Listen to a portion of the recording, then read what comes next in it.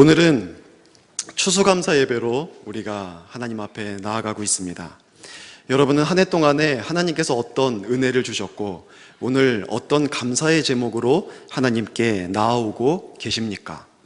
감사하는 마음이 정말 내면에 있으면 우리는 우리의 마음이 참 밝아집니다. 여러분, 누군가에게 감사한다고 고백할 때에는 이유가 있기 때문에 감사한다는 얘기를 하죠. 주로 다른 사람이 나에게 어떤 것을 줄 때, 선물을 받을 때 우리는 감사합니다. 때로는 존재 자체가 너무 고마울 때도 있습니다. 내 옆에 어느 날 문득 생각해 보니까 우리 집사님이 내 옆에 계셔 주시고, 또 우리 사랑하는 배우자가 내 옆에 있고 자녀가 있고, 이것만 해도 얼마나 감사합니까? 이런 것들만 생각해도 우리는 참 감사한 내용들이 많이 있습니다. 근데 그 감사가 뭘 받아서든 존재 때문이든 어떤 이유로든지 내가 고백하든지 마음에서 느껴질 때 내 마음이 행복합니다. 기뻐져요. 오늘 우리가 추수감사 예배로 하나님 앞에 나와왔는데, 여러분께서 정말 하나님을 향한 감사를 여러분께서 올려드리고 계신다면 여러분의 내면에는 이 기쁨이 있는 줄로 믿습니다. 이 기쁨, 이 행복이 하늘로부터 여러분의 심령 가운데 흘러 넘치시기를 주의 이름으로 축원합니다. 지그지글러는 이런 말을 했습니다. 나는 감사할 줄 모르면서 행복한 사람을 한 번도 보지 못했다. 감사는 행복의 원천인 동시에 행복의 열매가 된다 라고 얘기를 한 겁니다. 조금 더 나아갔죠. 감사를 드리지 않는 사람은 행복하지 않는다는 거예요. 감사할 줄 모르면서 행복한 사람을 본 적이 없다는 거예요. 은혜를 못 보는 거거든요. 은혜. 감사는 은혜를 볼 줄 아는 사람이 그 마음에 갖는 겁니다. 그 은혜를 늘 볼 줄 알고 발견하고 받는 사람은 얼마나 행복하겠습니까? 은혜 의식이 있는 사람은 정말 행복하게 살 수 있거든요. 여러분, 감사를 통해 정말 행복을 누리십시오. 이것은 정말 맞는 말입니다. 그래서 데살로니가후서 5장 18절에도 하나님께서 범사에 감사하라, 이는 너희를 향한 아버지의 뜻이니라 라고 말씀을 하셨습니다. 범사에 감사하라는 것은 하나님께서 왜 우리에게 명령하신 거예요? 우리가 그래야 진짜 행복하게 살 수 있으니까. 하나님의 은혜를 발견하고 고백할 줄 알고, 그럴 때 우리 속에서 기쁨이 있고, 그럴 때 우리 속에서 행복을 느낄 수 있으니까 하나님께서는 범사에 감사라는 것도 우리 자신의 유익을 위해서, 우리에게 더 큰 은혜를 누리게 하시기 위해서 주신 명령인 겁니다. 모든 일에 감사하는 것, 거기서 행복이 오는 거거든요. 탈무드에도 이 같은 말이 있습니다.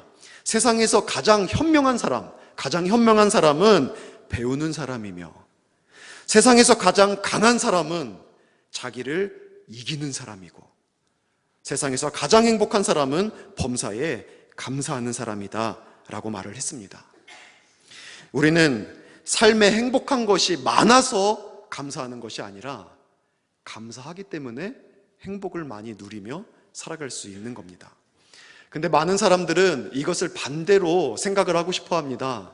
내가 행복을 느낄 정도로 내 삶 속에 많은 은혜의 열매들이 있어야 나는 감사할 수 있다라고 생각을 하게 됩니다. 그래서 추수감사주일날 나오면서 한 주간 동안에 가정을 두고 일터를 두고 하나님께 주신 은혜를 두고 믿음을 가지고 교회를 향하여 또 개개인에게 주신 은혜들을 한번 돌아보라고 했고, 여러분은 그런 한 주를 보내셨는데, 그러면서 주님 앞에 나오면서도 어쩌면 우리 가운데에는 일일이 생각해보고 하나하나 헤아려 봤는데 올 한 해 내게 하나님께 주신 은혜가 별로 없습니다 라고 생각하면서, 그래서 하나님께 감사드릴 내용이 별로 없습니다 라는 말을 여러분, 이 목적까지 올리신 분들이 있을 수 있습니다. 그러나 우리가 하나님께서 무엇을 주셨기 때문에 감사하는 것이 아니라, 하나님 앞에 감사하면 하나님께서 우리들에게 행복할 수 있도록 행복도 주시지만 또 많은 것들을 채워주시는 분이심을 여러분 믿으시기 바랍니다. 물론 담임 목사로서 생각을 해보면, 제가 솔직히 고백하면 작년까지는 이 마음을 진실로 느끼지는 못했습니다. 목회자임에도 불구하고 올해 담임 목사가 돼서 담임 목사로서 여러분 생각해 보면 풍성한 감사의 제목이 넘치는 성도님들을 보면 행복합니다. 행복해요. 혹시 여러분이 사업이 잘 돼서 그 잘 되는 것 가지고 기뻐하는 모습을 보면은 참 좋습니다. 그 사업장에 찾아가서 손님들이 많은 모습을 봐도 참 행복합니다. 일부 예배 나오셨었는데 이제 성가대에 서시는 것 같아요. 찬양대. 우리 뒤에 지난주에 우리 커피숍 개업하신 분 소개해 드렸죠. 우리 김미진 성도님. 거기 커피숍에 가면은 갈 때마다 조마조마해요. 사람 없으면 어떡하지? 없으면 어떡하지? 딱 가면은 자리가 꽉 차 있어요. 그러면은 제 돈 버는 것도 아니잖아요. 근데 그렇게 행복합니다. 그래가지고서 막 웃으면서 막 말 걸고 그렇게 하고 이번 주에 왔습니다. 그러니까 여러분들이 잘 되면 이 목사의 마음이 진짜 좋아요. 그러니까 여러분 저 행복하게 하고 싶으면 잘 되십시오. 네. 그러나 다 그렇게 사는 건 아닙니다. 실제로 우리 각 가정들의 삶을 이번 한 해 온전히 여러분과 함께 한 건 아니지만 4월부터 그렇게 함께 해왔지만 그래도 여러분의 가정 소식을 들어보면 악화되는 환경 속에 있는 가정들도 있었습니다. 응답받지 못한 기도 때문에 계속해서 고민하고 계신 분들도 분명히 계십니다. 계속되는 실패, 변하지 않는 상황, 때로는 정말 간절히 간구했는데 결국은 하나님께서 응답해 주시지 않아서 마음에 큰 낙심을 안고 계신 분들도 우리 가운데는 있습니다. 여전히 소망이 보이지 않아서 추수감사 예배로 하나님 앞에 나와왔지만 마음 한구석에는 짐을 안고 계신 성도님들도 분명히 계십니다. 그래서 참 마음이 아픕니다. 하지만 그런 상황 속에서도 우리는 오늘 하나님 앞에 추수감사 예배로 올려드리고 있습니다. 이 시간은 의식적으로 그 어려움 속에서도 하나님께서 내게 주신 은혜들을 헤아려 보는 시간이고 믿음으로 하나님께서 우리들을 위해서 일하실 것을 바라보는 시간입니다. 이 시간에 진정한 감사가 있었으면 좋겠습니다. 풍성한 열매를 거둔다고 해서 더 감사하고 풍성한 열매가 없다고 해서 덜 감사하는 것이 아니라 항상 범사에 상황과 조건과 상관없이 감사할 줄 아는 성도님들이 되시기를 바랍니다. 어떤 사람들은 분명히 환경이나 조건 때문에 감사하는 사람이 있지만 어떤 분들은 그것과 전혀 상관없이 감사하시는 분들이 있습니다. 감사할 줄 아는 분들이 감사하는 법입니다. 감사를 할 줄 모르는 분들은 아무리 하나님께서 좋은 것들을 많이 채워주셔도 감사하지 못합니다. 그런데 감사할 줄 아는 분들은 삶에 고난이 반복된다고 할지라도 하나님 앞에 풍성한 감격스러운 감사의 제목들을 올려드립니다. 목회하다 보면 눈물 날 정도로 감사의 간증을 들을 때 그분들의 환경이 열악할 때가 많이 있었습니다.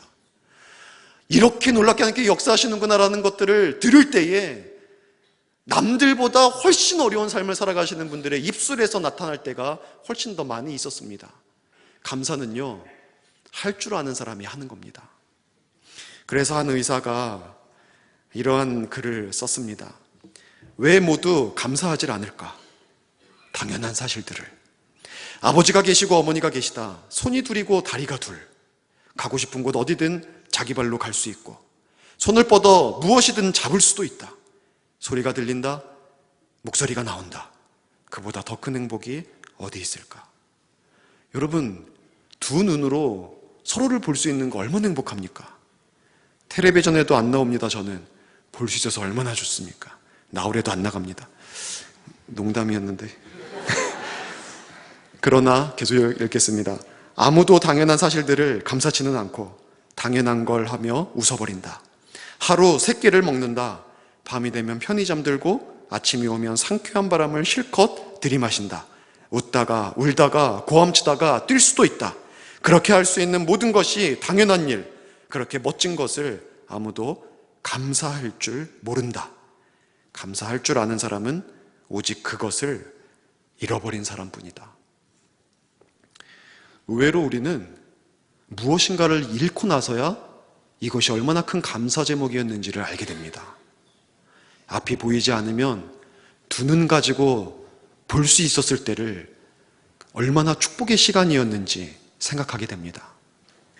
50견이라도 걸려서 두 팔이 올라가지 않고 뒤로 젖혀지지 않고 두 손이 안 맞닿으면, 50견 안 걸려도 뚱뚱하면 안 맞닿습니다. 안 맞닿으면 그 두 팔이 멀쩡해서 빙빙 돌릴 때가 얼마나 감사할 때였는지를 생각하게 됩니다. 근데 왜 있을 때는 못하는 겁니까? 특별한 것만 생각하고 우리들의 일상이 얼마나 축복인데, 우리들에게 하나님께 주신 것들이 얼마나 많은데 왜 그것들에 대해서는 우리는 감사하지 못할까요? 때로는 결핍, 때로는 환난, 때로는 고난 중에도 하나님 앞에 감사하는 그 믿음의 사람들을 보시며 여러분 어떤 상황 속에서도 진실로 감사하며 사시기를 다시 한번 부탁을 드립니다. 하박국이 바로 그런 사람이었습니다. 오늘 본문에 읽었는데 이 하박국이 아무것도 없는 가운데서도 하나님을 기뻐하고 하나님을 즐거워하고 진실된 감사의 고백을 올려드린 그러한 사람이었습니다. 첫 번째로 우리가 살펴볼 것은요, 하박국의 상황입니다. 이 하박국 선지자는요 굉장히 독특한 사람입니다. 왜냐하면 선지자라고 하면은 보통 하나님이 주신 말씀을 그의 백성들에게 전하는 사람이 선지자예요. 근데 하박국은요 오히려 반대로 하나님한테 따지는 선지자였습니다. 백성들의 마음을 모아서 하나님께 따지는 사람이 하박국이라고 하는 선지자였어요. 1장에 보면은요 하나님께 크게 두 가지의 질문을 던집니다. 첫 번째 질문은 이제 2절부터 나오는 질문인데, 4절까지 나오는 질문인데, 하나님 왜 악한 사람들이 자기의 마음대로 살아가고 있는데 그 악한 사람들을 그냥 내버려 두십니까? 어찌하여 공의를 이루시지 않습니까? 여기에 대한 질문을 하박국 선지자가 하나님 앞에 올리는 거예요. 하나님 이거 잘못된 겁니다라고 말하는 거죠. 그 당시에 이제 하박국은 BC 600년경에 살았던 선지자였는데, 그 당시에 유다 왕국의 왕이 여호야김 왕이었습니다. 이 여호야김 왕은 애굽을 너무나 두려워해서 애굽에게 이 나라에 있는 금은을 다 긁어다가 바친 왕이었습니다. 그러면서 백성들의 생활은 점점 어려워지는데도 불구하고 자신의 왕궁을 화려하게 짓습니다. 그 화려하게 지으려면 백성의 노동력이 필요하죠. 세금이 필요하죠. 백성들의 배를 더 굶게 하는 거예요. 더 굶게 하는 거예요. 그러면서 자기 배를 불리고 자기는 휘황찬란한 삶을 살아갑니다. 그는 바른 말을 하는 예레미야 선지자를 죽이려고 했고, 서기관 바룩을 죽이려고 했습니다. 그리고 두루마리 성경들을 찾아다가 불태워버린 사람이 여호야김 왕입니다. 그런데도 불구하고 하나님께서 잠잠하신 거예요. 그 당시에 백성들은 우상을 섬기며 쾌락을 쫓아 살아갔습니다. 이러한 모습들을 보면서 선지자가 하나님께 의문이 생긴 거예요. 하나님, 왜 가만히 있습니까? 저렇게 악인들이 저렇게 함부로 살아가고 있는데, 다른 사람에게 해를 끼치고 살아가고 있는데 하나님 왜 가만히 있습니까? 라는 질문을 던진 거예요. 그러니까 하나님께서 바로 응답하십니다. 그럴 줄 알고 내가 바벨론에, 코미디한 거 아닙니다. 그럴 줄 알고 바벨론에 나라를 일으켜서 지금 너희 나라를 짓밟을 거다, 이런 말을 하는 거예요. 실제로 바벨론 나라가 유다 왕국을 BC 586년에 짓밟습니다. 이 얘기를 듣는 순간 이 선지자는, 하박국 선지자는 두 번째 질문이 생겼어요. 깜짝 놀란 거예요. 왜냐하면 악인을 처벌해달라고는 했는데 하나님께서 그렇게 하실 줄 몰랐거든요. 그래서 두 번째 질문에 하나님 왜 더 악한 사람들로 이 사람들을 치십니까? 하나님이 공의의 손길로 치시지 왜 더 악한 사람들을 쓰십니까? 그러니까 하나님이 또 하박국 선지자가 원하는 대답을 해주지 않고 이렇게 대답을 합니다. 그들은 나의 도구일 뿐이다. 때가 되면 내가 그들도 칠 거다. 바벨론은요 그 나라를 오래 유지하지 못하고 페르시아에서 멸망당하고 맙니다. 사실 하박국 선지자가 원한 것은, 그래 알았다, 그럼 내가 그 사람들을 통해서 너희를 치는 거는 보류할게 라고 말할 줄 알았는데, 그들은 내 도구야. 그리고 그들이 악한 거 나도 알아. 그러니까 나도 잠시 도구로 썼다가 멸망시킬 거야. 이렇게 얘기를 해버린 겁니다. 유다를 향한 하나님의 의지가 너무 확고한 거예요. 여러분, 그 상황입니다. 지금 하박국 선지자는 그 얘기를 하나님으로부터 듣고 그 음성을 들었습니다.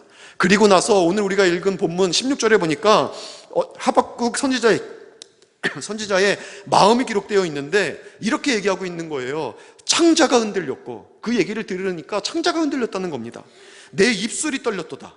무리가 우리를 치러 올라오는 환난 날을 내가 기다림으로, 막 간절히 기다린 것이 아니라 어쩔 수 없이 맞이할 수밖에 없으니까 하루하루 언제 오나 기다리는 겁니다. 썩이는 것이 내 뼈에 들어왔다. 그러니까 내 몸이 다 썩는 것 같은 거예요. 내 몸이 내 처소에서 떨리는도다. 너무 무서웠던 겁니다. 너무 무서웠던 겁니다. 전쟁이 그냥 북한이 우리나라 늘 이렇게 큰 소리 치면서 너희들 불바다로, 서울을 불바다로 만들 거야, 이 정도가 아니라 실제로 군사력을 집중시켜서 앞으로 전방으로, 최선 전방으로 배치시키고, 그리고 전쟁을 벌이기 일보 직전 상황. 여러분, 그런 상황이라면 여러분의 마음이 어떻겠습니까? 1983년도에 이웅평 공군대위가 비행기 타고 넘어왔습니다. 그때 아버지가 민방위이셨는데 이제 텔레비전을 보다가 갑자기 텔레비전에 확 바뀌던 뉴스가 나오더라고요. 근데 뉴스가 나오고서는 막 사이렌이 울리고 지금 당장 이제 민방위 대원들 다 모이라고. 그러니까 아버지가 어머니랑 동생이랑 저를 딱 앉혀놓고서는 기도하시는 거예요. 기도하시면서 걱정하지 말라고, 기도 끝나고 나서 걱정하지 마라. 하나님이 우리 가정 지켜주실 거야. 이렇게 얘기하면서 아버지는 하나도 안 무서워하면서 가시더라고요. 워낙 조폭이었습니다. 조폭. 조그매요. 조그마신데 명동깡패 부두목까지 매스컴에 나가는 매스컴이 아니라 방송에 막 띄죠. 그런 분이 안 무서워하는 거예요. 그래 가는 거예요. 그러면서 저한테 한 말이 뭐였냐면, 용현아, 너가 이제 이 집안에 유일하게 남은 남자니까 너가 엄마를 지키고 동생을 지켜라. 초등학생이 어떻게 엄마를 지키고 동생을 지킵니까? 얼마나 무섭고 떨리든지 막 배가 아프고 진짜 부들부들 떨리고 엄마를 의지하고 싶은데 엄마를 지키래요, 저보고. 막 이런 상황이었습니다. 정말 전쟁이 난 줄 알았어요. 지금 하박국 선지자가 그런 마음이에요. 창자가 뒤틀리고 온몸이 떨리고 막 뼈까지 다 썩어 들어가는 것 같은, 녹아 들어가는 것 같은 그러한 마음을 지금 갖고 있는 겁니다. 바로 하박국 선지자의 유명한 고백은, 비록 무화과 나무 잎이 마르고, 무화과 나무 잎이 마르고, 이 찬양 아시죠? 보도 열매가 없으며, 얼마나 밝습니까? 사실 이거는요, 단조로 만들었어야 돼요. 단조로 만들어서 이 하박국 선지자의 마음이 이 정도로 힘들다는 것을 보여줬어야 되는데, 그리고 뒤로 가서 난여로 여호와로 즐거워하리 할 때 장조로 딱 변환되어졌어야지. 그래서 딱 맞는 노래인데 처음부터 장조로 나와요. 하박국 선지자는요, 기뻐할 게 전혀 없는 사람이었습니다. 감사할 게 없는 사람이었습니다. 그럼에도 불구하고 18절에 보니까 여호와로 인하여 즐거워하리로다, 여호와로 인하여 기뻐하리로다. 그는 의지를 가지고 하나님 앞에 기쁨과 감사를 표현하고 나아가는 것을 우리가 볼 수 있습니다. 여러분, 우리는 이것을 배울 수 있어야 합니다. 그러면 두 번째, 마지막으로 하박국 선지자가 이처럼 기뻐하고 감사할 수 있었던 이유가 무엇일까요? 그것은요, 바로 하나님께서 주신 말씀 때문이었습니다. 이 하나님께서 바벨론을 통하여서 멸망시켜 주시고, 또 그 다음에 바벨론까지도 멸망시킬 것에 대해서 말씀하신 다음에 2장 2절에 보면은요, 우리 기독교에 있어서 가장 유명한 말씀을 주시죠. 그게 뭐냐면, 2장 2절에 보면은 일단 이런 말씀을 하십니다. 너는 이 묵시를 기록하여 팔에 명백히 새기되 달려가면서도 읽을 수 있게 하라 라는 말씀을 주십니다. 무슨 말이에요? 달려가면서도 읽을 수 있을 정도로 항상 이 말씀을 굳게 붙잡고 있으라는 거예요. 어떤 상황 속에서도 놓치지 말고 반드시 기억하고 있어라. 그렇게 하나님께서 명심 또 명심하라고 주신 말씀인데, 그것이 2장 4절에 기독교의 가장 유명한 말씀이 있습니다. 그게 뭡니까? 바로 그러나 의인은 그 믿음으로 말미암아 살리라. 하박국 선지자는요, 상황은 어려웠습니다. 그러나 그가 믿은 것은 하나님의 이 말씀이에요. 의인은 믿음으로 말미암아 살리라. 전쟁이 치열하게 벌어지고 사람의 목숨을 잃어버리고 포로로 붙잡혀가는 상황 속에서도 의인은 그 믿음으로 말미암아 반드시 산다. 너는 이것을 믿으라고 말씀하신 것입니다. 하박국 선지자는요, 바로 이 말씀을 믿었습니다. 하박국 선지자의 감사는 믿음에서 나온 거였습니다. 여러분, 감사는 환경이나 조건에서 나오는 것이 아닙니다. 진정한 감사는 믿음으로 올려드리는 것입니다. 비록 오늘도 여전히 어제와 다름없이 어려운 걸음을 삶을 살아간다고 할지라도 그 속에서 하나님을 믿기 때문에 하나님 감사합니다, 주님이 나의 힘이십니다 라고 고백할 수 있는 것입니다. 하박국 선지자 환경이나 조건을 보면은 아무것도 없었어요. 무화과 나무 잎이 말라버렸습니다. 포도나무에 열매가 없어요. 그리고 감람나무에 소출이 없고 밭에 식물이 먹을 것이 없습니다. 이 우리의 양도 없고 외양간에 송아지도 아무것도 없는 상태입니다. 그러나 여호와로 말미암아 기뻐하고 즐거워하리라. 왜요? 여호와는 나의 힘이시라. 주 여호와가 나의 힘이시기 때문에 기뻐하고 즐거워하겠다고 고백하는 겁니다.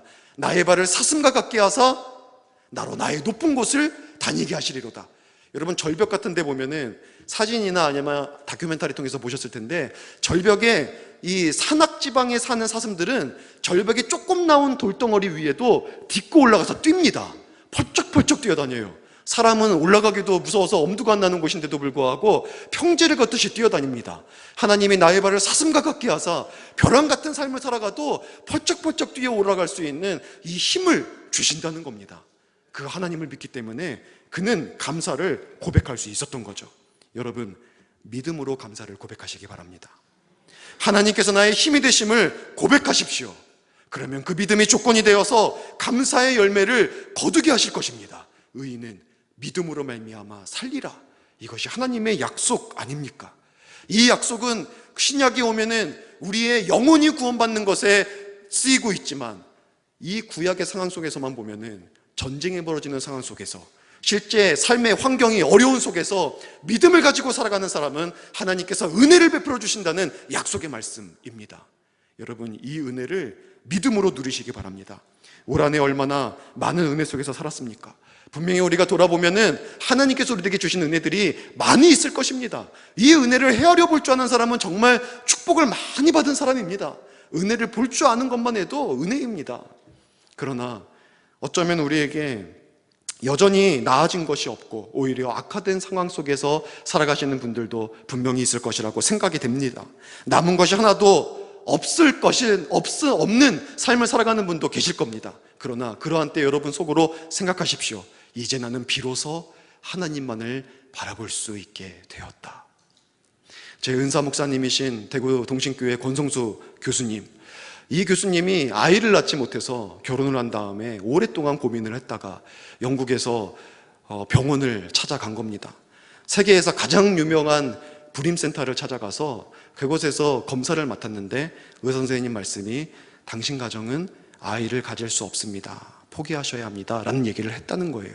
그 얘기를 듣고 사모님은 너무 많이 울고, 근데 목사님은 딱 그 병원 진료가 끝나고 나오자마자 사모님을 딱 붙잡고 여보 됐다, 이제 됐다, 이렇게 말씀을 하시더라는 거예요.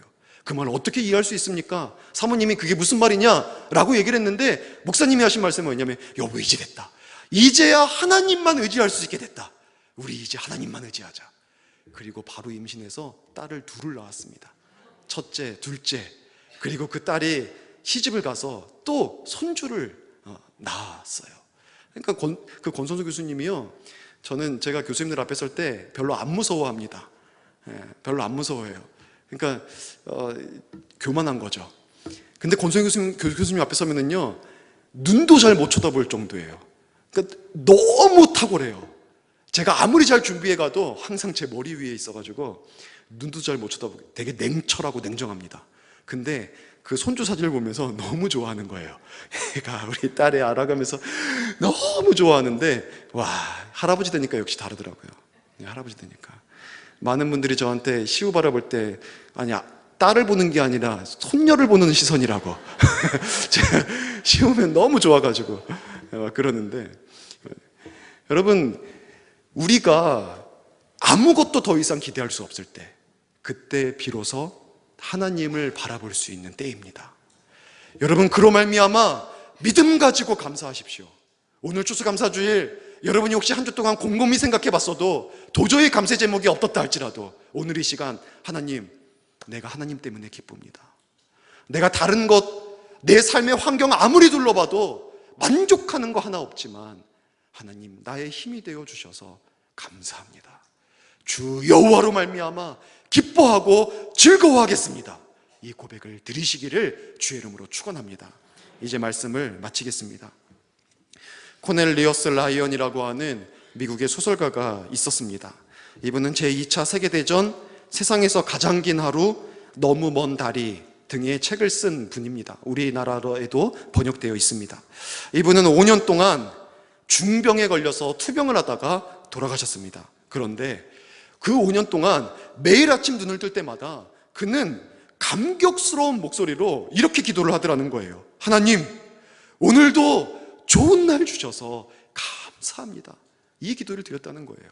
아내가 그 기도를 듣고 또 듣고 그러면서 이제 나중에 남편한테 물어보는 거예요. 아니 여보, 당신은 몰핀이 없으면, 진통제가 없으면은 하루도 살지 못하는 사람이 뭐가 그렇게 감사하는 게 많소?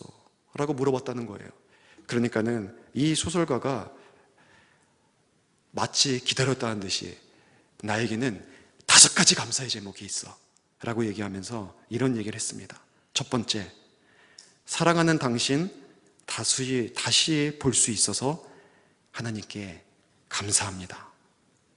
여러분 아침에 눈을 뜰 때 배우자의 얼굴 보면서 감사하십니까? 놀라시면 안 됩니다. 감사하셔야지. 두 번째, 가족의 음성을 들을 수 있어서 감사합니다. 세 번째, 병들어 눕기 전에 작품을 탈구해서 감사합니다. 네 번째, 병과 싸울 수 있는 힘을 주셔서 감사합니다. 다섯 번째, 무엇보다 주님과 가장 가까이에 살고 있어서 감사합니다. 곧 하늘나라 갈 거거든요. 누구보다 가장 가까이 사는 그 매일매일을 살고 있어서 감사하다고 고백을 하는 겁니다. 여러분, 믿음은 죽음 앞에서도 빛을 발합니다. 올 한 해 비록 힘겨운 것밖에 기억나는 것이 없다 할지라도 여호와 하나님 믿음으로 감사를 회복할 수 있는, 그래서 진정한 감사를 오늘 이 자리에서부터 드릴 수 있는 저와 여러분 될 수 있기를 주의 이름으로 간절히 축원합니다. 잠시 기도하시겠습니다. 하나님 아버지, 감사드립니다. 올 한 해 주님께서 우리와 동행하여 주셔서 우리가 계획하고 우리가 힘써오고 우리가 소원해온 모든 것들, 또 기도한 모든 것들에 가장 선한 길로 인도하여 주셨음을 감사를 드립니다. 응답하여 주시지 않은 것에도 감사를 드리고 가시까지 감사를 드립니다. 하나님, 우리의 삶의 조건이나 환경, 이 모든 것들로도 하나님 앞에 감사할 내용이 많지만 그 모든 것이 없다 할지라도 여호와 하나님 한 분만으로 감사할 수 있는 저희 모두가 되게 하여 주시옵소서. 오늘도 귀한 예물을 하나님 앞에 올려드렸사오니 이 예물 기쁘게 흠양하여 주시고 특별히 추수 감사 예물을 하나님께 드리고자 하오니 우리의 믿음의 감사가 물질에 담기게 하시고 그 물질로 주님 앞에 진정한 감사로 나아갈 수 있는 시간 되게 하여 주시옵소서. 이 시간 주께서 함께해 줄 줄 믿사오며 예수님의 이름으로 기도드렸사옵나이다. 아멘.